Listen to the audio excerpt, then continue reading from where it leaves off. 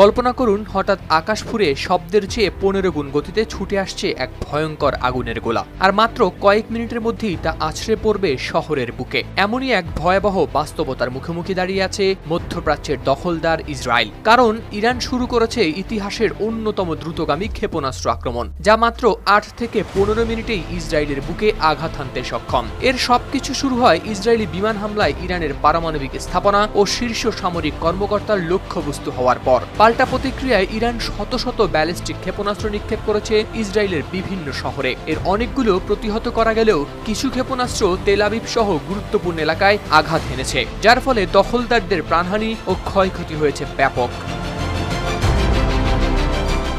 যুক্তরাষ্ট্রের কর্মকর্তাদের মতে ইরানের হাতে রয়েছে এখন মধ্যপ্রাচ্যের সবচেয়ে বড় ব্যালিস্টিক ক্ষেপণাস্ত্রের ভান্ডার, সংখ্যা 3000-এরও বেশি। এর মধ্যে কিছু ক্ষেপণাস্ত্র